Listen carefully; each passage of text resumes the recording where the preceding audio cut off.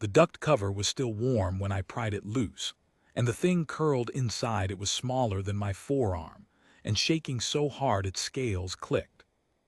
I'd spent 11 years running water reclamation in the lower block of Brackenhole Deep, which mostly meant crawling through pipe galleries listening for the wet cough of a filter about to die. I knew every sound this place made. I did not know the sound this thing was making.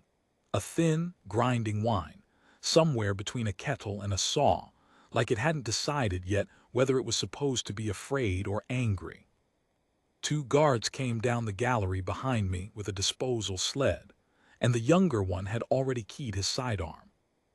"Contraband organism," he said, like he was reading it off a manifest. "Quota flagged it for incineration an hour ago. Step back, Calloway." I didn't step back. I crouched instead, slow, the way you'd crouch near a snapped cable that might still be live, and I looked at the thing properly for the first time.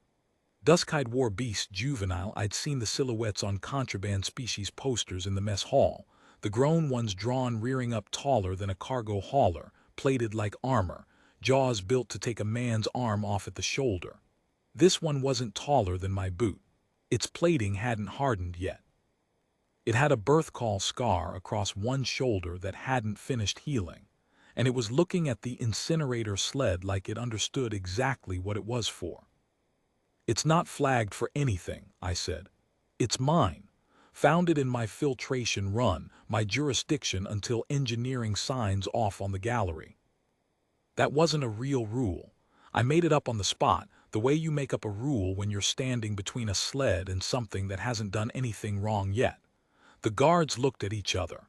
Neither of them wanted to be the one who shot a maintenance tech over a paperwork argument in front of a war beast pup, even a small one, even a scared one.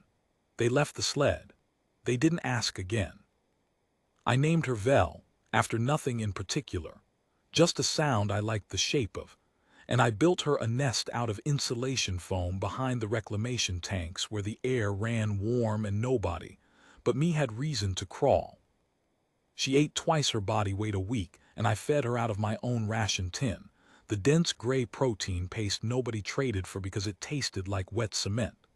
I'd scrape half my tin into a dish every night and eat the rest cold, and within a month the other techs on my shift had started calling it off-ledger rations, half a joke, the kind men make about a thing they've decided not to report. Nobody reported it. I don't know if that was kindness or just boredom. Down in the lower block, you take what company you can get, and a creature that flinched at loud noises and leaned its whole weight against my leg when the ventilation groaned was better company than most of the men I worked with. She copied things. That was the part nobody warns you about. She copied the way I walked my inspection rounds, stiff-legged and methodical, until she had her own circuit memorized better than I did. She copied the low hum I'd do under my breath while I worked, until she made the same hum, off-key, through a throat that wasn't built for it. By her 4th month she'd outgrown the nest and started sleeping against the outside of my bunk wall instead, close enough that I could feel her breathing through the plating at night, slow and even, like the whole block had finally found something worth being calm about. She grew the way the posters said dusk-eyed war beasts grow, fast, and then faster. By month 6 the plating along her spine had hardened to something you couldn't dent with a maintenance wrench, and her shoulders had widened past anything I could have carried, even as a pup. She still pressed her head against my hand every morning before I started my round. She still hummed. Overseer Tull found her in month 7, during a surprise gallery inspection nobody warned me about because nobody was supposed to need warning. He didn't ask what she was.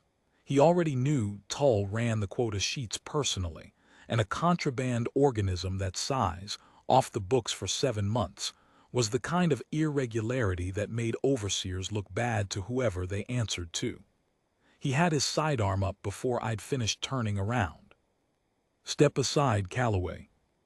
I didn't. I put myself between the barrel and Vel's chest, slow, both hands open, the way you'd stand if you actually believed talking would work. "She's never harmed anyone in this block," I said. "Check the incident log. 7 months, 0 entries. Vel didn't lunge. She didn't snarl.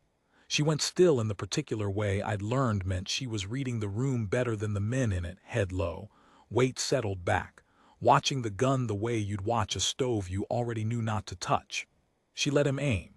She let me stand there with my chest an arm's length from the muzzle, and his finger sat on the trigger for 3 full seconds that I felt in my teeth. Then he lowered it, not out of mercy. Quota irregularities that end in a maintenance tech's blood get reviewed by people above an overseer's pay grade, and Tull cared more about his own file than about Vel's. He told me he'd be back with proper disposal authorization, and that I'd be wise not to make a second scene. I should have moved her that week. I told myself there was nowhere in Brackenhole deep enough to move a creature that size, which was true, and also a thing I told myself so I wouldn't have to admit I didn't know how to leave. For 3 weeks after that, nothing happened, which was its own kind of pressure. I doubled my rounds so I'd hear footsteps before they reached the gallery. I rationed Vel's feedings tighter, not because she needed less, but because I needed the dish empty before any inspection walked through. No evidence sitting out for a man with a clipboard to photograph. The other techs noticed I'd gone quiet at meals. Nobody asked why. Down in the lower block, asking why was usually the first step toward getting someone else's trouble assigned to you, and most men had enough of their own. One night a drainage tech named Orsa left a second tin of paste outside my bunk door without a word, and I understood it for what it was, not an offer to help, just an acknowledgement that whatever was happening in my gallery, she hoped it ended better than these things usually did. I didn't sleep well those 3 weeks. Vel seemed to know it. She started sleeping closer, her plated shoulder pressed flush against the bunk wall like she could feel my pulse through the metal, and didn't like what it was telling her. He came back in month 8 with 3 men and a written order, and this time he didn't lower the gun to talk first. "Authorization signed," he said. "Move or don't. Either way she's done." I moved toward her. Not away, and that was the last calm thing that happened in that gallery for almost a minute. Vel didn't wait for the trigger this time. She'd had 8 months to learn the difference between a man who raised his voice and a man who raised a weapon meant to end something, and she crossed the distance between us faster than plating that size should move. She didn't go for Tull's throat. She didn't need to. One shoulder, low and hard, took the gun arm wide and put him on the gallery floor with the wind gone out of him and the weapon skidding into a drainage grate. And by the time his men got their own sidearms half raised, she was already standing over him with her head lowered to his chest, not biting, just pinning, the way you'd pin something you decided not to kill. So the men with him understood they weren't watching her lose control. They were watching her choose not to. Nobody fired. I think they were waiting to see what I'd do, and what I did was crouch beside her, put a hand flat on her shoulder plating, and say, "Quiet, that's enough." And she stepped back off him like she'd been doing it her whole life. Tull didn't get a second authorization.